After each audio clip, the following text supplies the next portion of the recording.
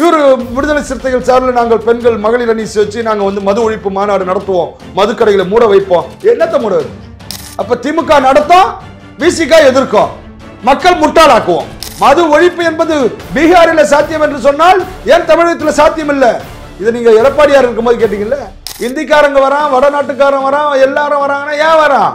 தமிழ்நாட்டில் காலையிலேயே குடிக்க வைத்து குடிகாரனாக்கி தமிழர்கள் இன்றைக்கு வயிறு இல்லாம, உடம்பு இல்லாம, சக்தி இல்லாம இன்னைக்கு போயிட்டான். இந்த நேரம் குறைக்கிறது, நான் இந்த லீவ் விடுறது, இதெல்லாமே வந்து பாத்தீங்கன்னா பிளாக்ல ஓட்டுறவனுக்கு வருமானத்தை கொடுக்குறது தான். பாண்டிச்சேரியில ஒருத்தங்க வந்து மது சாப்பிட்டுட்டு கீழே விழுந்தானா, சரக்கு சாப்பிட்டு கீழே விழுந்தானா, அவன் தமிழ்நாட்டை சாப்பிட்டானா இருக்கான் சார். நான் என்னன்னு கேட்டேன், எனக்கு அதிர்ச்சியா இருந்துச்சு. என்னன்னு கேட்ட உடனே இல்லை சார், பாண்டிச்சேரியில தண்ணி சாப்பிடக்கூடிய மது குடிக்கக்கூடியவர்கள் யாரும் கீழே விழ மாட்டார்கள். மதவாத கட்சி வரக்கூடாதுன்னு சொன்னா அவர் இந்திய யூனியன் முஸ்லீம் லீக் அதை சொல்லியிருக்கலாம். இந்து மக்கள் கட்சி மதவாத கட்சி தான்.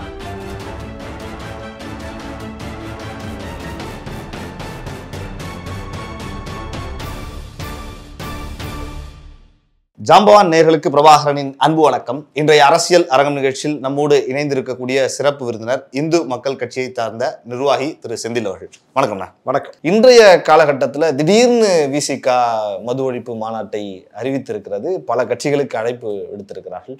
என்ன காரணம் சார் இந்த மாநாட்டிற்கு? இந்த அரசாங்கமே பார்த்தீங்கன்னா இன்னைக்கு அமெரிக்கா போயிட்டு வந்ததுக்கு அப்புறம் மது ஒழிப்பு மாநாடுன்னு சொல்லி விடுதலை சிறுத்தைகள் அறிவிக்குது.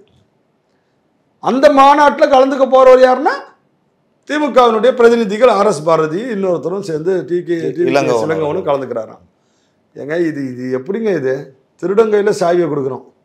இதை மூட வேண்டியவர்கள், மதுவிலக்கை அமுல்படுத்த வேண்டியவர்கள், மதுவிலக்கை படிப்படியாக குறைக்க வேண்டியவர்கள், மதுக்கடைகளை மூட வேண்டியவர்கள், 24 மணி நேரம் மதுக்கடைகள் இன்றைக்கு திறந்து வைத்து மது குடிக்கக்கூடியவர்களுடைய எண்ணிக்கைகளை அதிகரித்து இன்னைக்கு பார்த்தீங்கன்னாக்க கிட்டத்தட்ட 52,000 கோடி இந்த ஆண்டு 2023-24 54,000 கோடி அரசுக்கு வருவாய்னா என்னங்க இது? வருவாயங்க 52,000 கோடினா அதை குடித்த பல ஆயிரம் பேர், பல லட்சம் பேர் இன்னைக்கு செத்து போயிட்டான். பல லட்சம் பேர் சாவறதுக்கு காரணம் இந்த மதுவினுடைய இந்த வருமானம். வருமானம் பெருமையா? இது என்னங்க இது?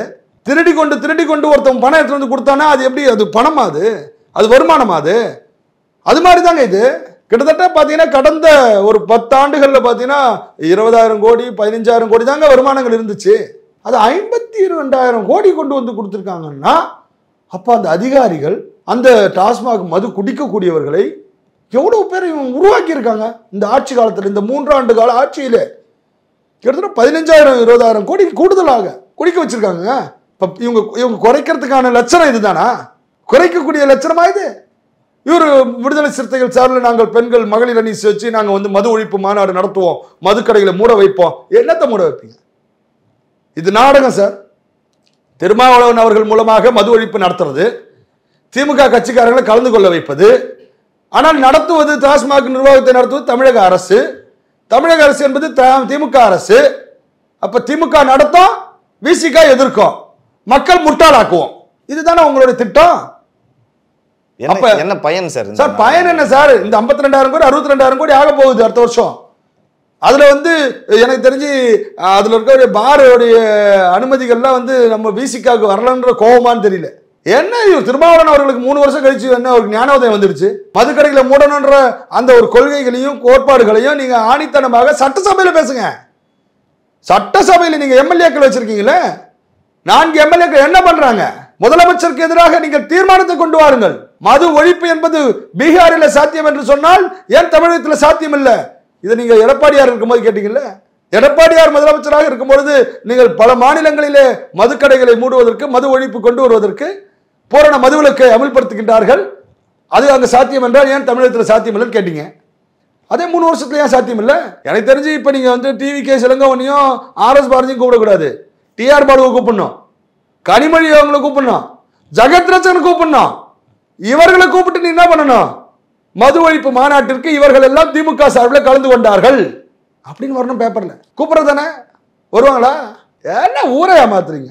மக்கள் ஏத்துக்குவாங்களா? மக்கள் ஏத்துப்பாங்களாங்கிறத தாண்டி மக்களை முட்டாளாக்கக்கூடிய இந்த நபர்களுக்கு மக்கள் தக்க பாடத்தை தர வேண்டும். மது என்பது இதுக்கு நோ காம்ப்ரமைஸ். ஏங்க இன்னைக்கு இரவு 12, 10 மணிக்கு மூட வேண்டிய மதுக்கடைகள் திறந்தே வச்சிருக்காங்க. காலை 4 மணிக்கு மதுக்கடைகளை திறந்து வச்சிருக்காங்க இந்த திமுக ஆட்சியில. பகிரங்கமா சொல்றேன், இந்த திராவிட முன்னேற்ற கழக ஆட்சியிலே மதுக்கடைகளை திறந்து வைத்து விடியற் காலைகளிலே மது குடிக்கக்கூடியவர்களை உருவாக்கி குடல்களை, அவனுடைய கிட்னி, அவனுடைய உடல் பாகங்கள் எல்லாம் இன்னைக்கு அழுகி போச்சு, கெட்டு போச்சு. வேலை இருக்க ஆள் இல்லை. தமிழ் இன்னைக்கு வேலை செய்யறதுக்கு ஆள் இல்லைன்னா இந்திக்காரங்க வரான், வடநாட்டுக்காரன் வரான், எல்லாரும் வராங்கன்னா ஏன் வரான்? தமிழ்நாட்டில் காலையிலேயே குடிக்க வைத்து குடிகாரனாக்கி தமிழர்கள் இன்றைக்கு வயிறு இல்லாம, உடம்பு இல்லாம, சக்தி இல்லாம இன்னைக்கு போயிட்டான். இல்லை, இந்த நேரம்லாம் குறைச்சி, கடையை திறக்கிற நேரம்லாம் குறைச்சி, இரவு நேரங்களை கொஞ்சம் சீக்கிரம் மூடுறது நடவடிக்கைலாம் எடுக்கிறாங்க. இந்த நேரம் குறைக்கிறது, நான் இந்த லீவ் விடுறது, இது எல்லாமே வந்து பாத்தீங்கன்னா பிளாக்ல ஓட்டுறவனுக்கு வருமானத்தை கொடுக்கறது தான். முன்னாடியே வாங்கி வச்சுக்கிறான். முன்னாடியே வாங்கி வச்சு அவன் தான் ஒதுக்கி வச்சிடறான். நாளைக்கு காந்தி ஜெயந்தினா இன்னைக்கு 1ஆம் தேதி ஒதுக்கி வச்சுக்க போறான். இந்த 1ஆம் தேதி 2ஆம் தேதி காந்தி ஜெயந்திக்கு எல்லா இடங்களையும் கிடைக்க போகுது. அப்ப பிளாக்ல விற்கிறவனுக்கு தான் காசு. இது இல்லாம இந்த மதுவே கலப்படமான மதுக்களை இவர்கள் வந்து கலப்படங்கள் தான் அதிகமா இருக்கு. மதுவினுடைய தன்மைகள் பார்த்தோம்னா, நான் பாண்டிச்சேரிக்கு வந்து போயிருக்கும் போது அங்கே அந்த பாண்டிச்சேரிக்காரங்க சொல்கிறாங்க, இங்கே பாண்டிச்சேரியில் ஒருத்தவங்க வந்து மது சாப்பிட்டுட்டு கீழே விழுந்தானா, சரக்கு சாப்பிட்டு கீழே விழுந்தானா, அவன் தமிழ்நாட்டை சார்ந்தவனா இருப்பான் சார். நான் என்னன்னு கேட்டேன், எனக்கு அதிர்ச்சியாக இருந்துச்சு. என்னன்னு கேட்ட உடனே, இல்லை சார், பாண்டிச்சேரியில் தண்ணி சாப்பிடக்கூடிய மது குடிக்கக்கூடியவர்கள் யாரும் கீழே விழ மாட்டார்கள். என்ன காரணம் சார்? காரணம் என்னென்னா, அவனுக்கு எவ்வளவு குடிக்கணும், எப்படி குடிக்கணுன்றது எங்களுக்கு தெரியும் சார். ரெண்டாவது, குடிக்கக்கூடிய அந்த மதுவினுடைய குவாலிட்டி நல்லா இருக்கும். தமிழ்நாட்டிலேருந்து வரவனுக்கு அது தெரியாது, வாங்கி முடக்குன்னு குடிச்சிடுவான். அப்போ அந்த மாதிரி ஒரு முடா குடிகாரர்களாக தமிழனை மாற்றி வச்சிருக்காங்க சார். தமிழ்நாட்டு இந்த மதுக்கடைகளை திறந்து வச்சு இந்த அரசாங்கங்கள் தமிழர்களுக்கு எவ்வளோ பெரிய அவமானம் தான் சார். அவமானம், கேவலம், கேடு, இந்த மாதிரிலாம் உருவாக்கிட்டாங்க சார். தமிழன் சிந்திக்க விடலை. எப்பேற்பட்ட தமிழன் இன்னைக்கு உலகத்தையே வந்து என்ன பண்ணா, ராஜேந்திர சோழன் ஆண்டு தஞ்சையிலே வந்து தலைநகரமாக வைத்த தமிழனுடைய வரலாற்றை குடிகாரர்களுடைய வரலாறாக மாற்றிட்டாங்க சார்.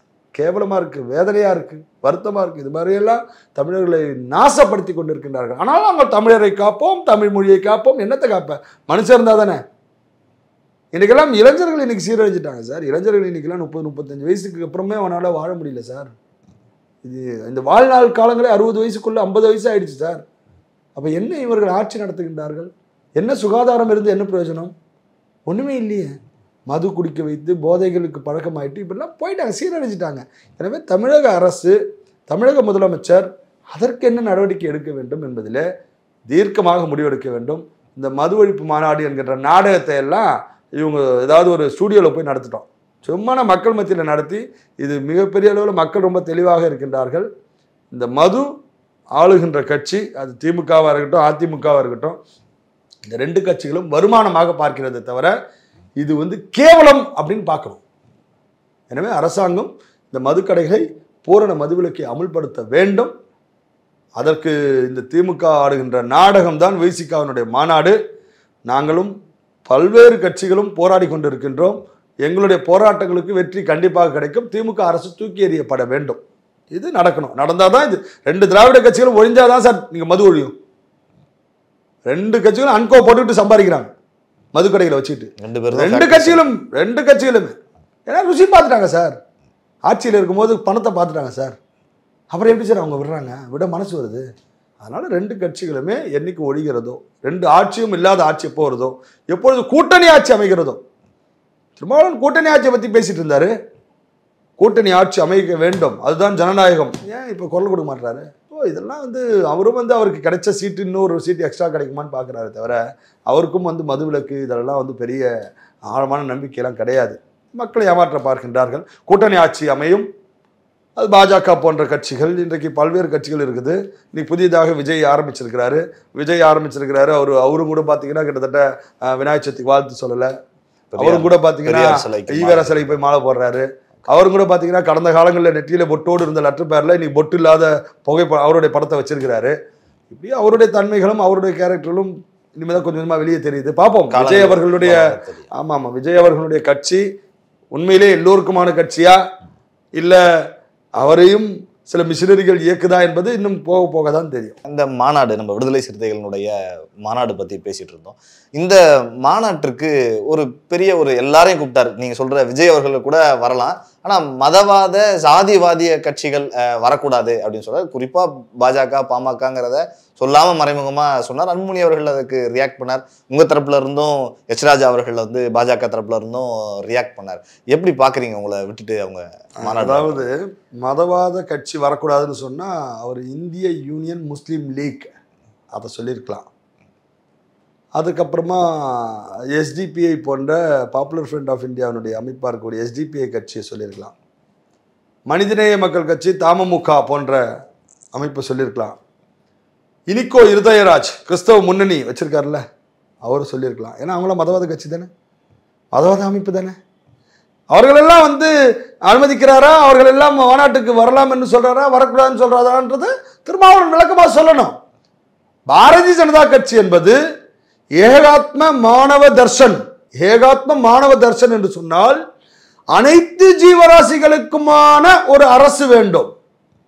அனைத்து ஜீவராசிகளையும் நாம் என்ன பண்ணணும், ஒருங்கிணைத்து அவர்களுக்காக பணி செய்ய வேண்டும். இதுதான் பாஜகவினுடைய அடிப்படை கொள்கை. எனவே பாஜக மதவாத கட்சியா திருமாவளவன் அவர்கள் யார் சொல்வதற்கு? திருமாவளவன் அவர்கள் பாஜகவினுடைய அந்த கட்சி, உலகத்திலே அதிக உறுப்பினர்களை கொண்ட கட்சி பாஜக. காங்கிரசுக்கு அடுத்தபடியாக 3வது முறையாக இந்த இந்திய தேசத்தை ஆளுகின்ற கட்சி பாரதிய ஜனதா கட்சி. என்ன இவர் என்ன மாநாட்டுக்கு அழைக்க, இவர் மாநாட்டுக்கு ஏங்க இவர் என்ன மாநாடு நடத்துறாரு? இவர் மாநாட்டுக்கு போய் கலந்து கொள்ள வேண்டிய அவசியம், இவருடைய நாடகத்திலே கலந்து கொள்ள வேண்டிய அவசியம் பாஜகவுக்கு கிடையாது. தவிர இவர் மதவாத கட்சி பாஜகவை நாங்கள் அழைக்க மாட்டோம் என்று சொல்லுவதெல்லாம் இவருடைய மாநாடு டோட்டல் ஏமாற்று வேலை, பெத்தலாட்டு வேலை. பாஜகன்னு குறிப்பிடல, பொதுவா சொல்றாரு. நான் சொல்றேன், நீங்க உங்களுக்கு அது சந்தேகம் வந்தது பார்த்தீங்களா? அதுக்கான விளக்கத்தை தான் நான் இப்ப கொடுத்துட்டு இருக்கேன். அவர் சொல்ற விளக்கம் நமக்கு தேவையில்லை. அவர் அப்படி கருத்தில் கொண்டு அவர் சொல்லியிருந்தால் அதுல கலந்து கொள்ள வேண்டிய அவசியம் எங்களுக்கும் இல்லை அப்படின்னு தான் பாஜக நிலைப்பாடு. அது மட்டும் இல்ல, பாமகவை பொறுத்த வரைக்கும் பாமக வந்து அவர் வந்து அதுக்கு பல விஷயங்கள் சொல்லலாம். பாமக சார்பில் சில விஷயங்கள் நான் சொல்றேன். ராமதாஸ் அவர்கள் தான் வந்து அவர் வந்து குடிதாங்கி அப்படின்ற பட்டத்தை வந்து இவர் சொன்னார். யாரு? நம்முடைய திருமாவளவன். என்ன சொன்னீங்க? அப்ப அங்க தாழ்த்தப்பட்ட சமுதாயத்தை சார்ந்த, தாழ்த்தப்பட்டன்றதை விட பட்டியலின சமுதாயத்தை சார்ந்தவருடைய பிணத்தை தோளிலே தூக்கி சென்ற ஒரு குடிதாங்கியாக அவரை அறிவித்து நீங்கள் வந்து என்ன பண்ணீங்க, தமிழ் குடிதாங்கி, அவர் தான் வந்து அனைத்து சமுதாய மக்களுக்கும் ஒரு தலைமை தாங்கக்கூடியவர்லாம் நீங்களே ஒரு காலத்தில் பேசியிருக்கீங்க. திருமாவளவன் அவர்களும் பேசியிருக்காரு. அது மட்டும் இல்லாமல் அவருடைய கட்சியின் சார்பிலே பல இடங்களிலே இன்னைக்கு தமிழ்நாட்டிலே அதிக அம்பேத்கர் சிலைகளை வைத்தவர்கள், அம்பேத்கர் சிலையை வைத்த ஒரு வரலாற்றுக்குரியவர்கள் பாட்டாளி மக்கள் கட்சியை சார்ந்தவர்கள். பாட்டாளி மக்கள் கட்சி கிட்டத்தட்ட அவங்க கட்சியில் இருந்த பொதுச் செயலாளர்கள் யார் என்று சொன்னால் அவர் பட்டியலினத்தவர் தான் இருக்கணும். அவங்க கட்சியினுடைய புரோட்டோகால் அப்படி அந்த மாதிரி அமைச்சர்களாக தலித் எழில்மலையை உருவாக்கியிருக்காங்க. அதே மாதிரி அமைச்சர்களாக பொன்னுசாமி அவர்களை மத்திய அமைச்சராக, இன்னைக்கெல்லாம் ஒரு அமைச்சராகணும்னு சொன்னால் தன்னுடைய சமுதாயத்தை சார்ந்தவர்களோ அல்லது தன்னை சார்ந்தவர்கள் தான் வந்து வாரிசுகளை தான் ஆக்கணும்னு நினைப்பாங்க. ஆனால் அவர் ஆரம்ப கட்டங்களிலே அவர் கிடைத்த வாய்ப்புகளை, பாட்டாளி மக்கள் கட்சி கிடைத்த வாய்ப்புகளில் பட்டியலினத்தை சார்ந்தவர்களை மத்திய அமைச்சர்களாக ஆக்கியிருக்கின்றார்கள் என்று சொன்னால் எனக்கு தெரிஞ்சு அதை ஜாதி கட்சி என்று சொல்லக்கூடிய திருமாவளவன் அவர்கள், அவருக்கு உண்மையிலே சொல்ல போனாக்க பாமக மீது இருக்கக்கூடிய வன்மம், அதுக்காக அவர் வந்து இதை வந்து தேவையில்லாமல் ஜாதி கட்சி அப்படியெல்லாம் பேசிட்டு இருக்கிறார். பாட்டாளி மக்கள் கட்சி உண்மையிலேயே சொல்ல போனாக்க பாரதிய ஜனதா கட்சி கூட்டணியிலே வளமான வலிமையான ஒரு கூட்டணியாக அமைந்து கிட்டத்தட்ட 19% வாக்குகளை பெற்றிருக்கின்றது. இந்த 2 கட்சிகளுமே ஒரு பலமாக சேர்ந்து விடக்கூடாது. இன்னைக்கு தமிழகத்தில் ஒரு மாற்று எதுன்னு சொன்னால் பாட்டாளி மக்கள் கட்சி பாஜக தலைமையிலான கூட்டணி அமைஞ்சிருச்சு இந்த பாராளுமன்ற தேர்தலில். அப்படிங்கிறதுக்காக இந்த ஒரு காழ்ப்புணர்ச்சியில தான் திருமாவளவன் அவர்கள் பேசியிருப்பதாக நான் பார்க்கின்றேன். அவர் நேரடியாக சுட்டி காட்டவில்லை. அதனால நாமளும் பாஜக பாமக நேரடியாக நாம் எடுத்துக்கொள்ள வேண்டாம். அதில் இந்திய யூனியன் முஸ்லீம் லீக்லேருந்து பல அமைப்புகள் இருக்கின்றது. அவங்களாம் முஸ்லீம் என்பது, இஸ்லாமிய அமைப்பு என்பது ஒரு மதவாத அமைப்பு தானே, மதவாத கட்சி தானே, அதனால் அதை சொல்லியிருக்கலாம் என்று கூட நாம் கருத்தில் எழுதலாம். அதனால் எங்களை பொறுத்த வரைக்கும் பாஜக பாமக இந்து மக்கள் கட்சி, எங்களை பொறுத்த அவர் இந்து மக்கள் கட்சினா மதவாத கட்சினா நாங்கள் மதவாத கட்சி தான். இந்து மக்கள் கட்சி மதவாத கட்சி தான். எங்களை பொறுத்தவரைக்கும் எங்கள் கட்சியில் இந்துக்கள் தான் உறுப்பினராக இருக்க முடியும். எங்களை பொறுத்தவரைக்கும் இந்துக்களுடைய நலனுக்காக தான் நாங்கள் இருக்கிறோம். அப்போ இந்துக்களுக்கான கட்சி இந்து மக்கள் கட்சி. அவர் சொன்னது வேணா எங்களை சொல்லியிருக்கலாம். நாங்கள் எங்களை பொறுத்த வரைக்கும் மது ஒழிப்புக்காக எங்களுடைய வாழ்நாளையே தியாகம் பண்ண நாங்கள் தயாராக இருக்கின்றோம். விசிகாவுடைய மாநாட்டில் கலந்துக்கிட்டு தான் மது ஒழிக்கணும்னு சொன்னால் அப்படிப்பட்ட அந்த மது ஒழிப்பு என்பதே அவசியம் இல்லை, தேவையில்லை. ஆனால் ஆட்சி அதிகாரத்தில் உள்ளவர்களுடைய கொட்டங்களை அடக்கி மதுக்கடைகளை மூட வைக்கக்கூடிய காலம் வரும். அன்று நாங்கள் அதற்கான எங்களுடைய வேலைகளை நாங்கள் செய்வோம். விசிகாவினுடைய மாநாடு என்பது முழுக்க முழுக்க மக்களை ஏமாற்றும் பெத்தலாட்டு வேலை. நிறைய தகவல்கள்னா எங்களோட அரங்கிற்கு வந்து நிறைய தகவல்களை பகிர்ந்து கொண்டீர்கள். உங்களுக்கு ஜாம்பவான் நேயர்கள் சார்பாகவும் இந்த பிரபாகரன் சார்பாகவும் மனமார்ந்த நன்றி. நன்றி.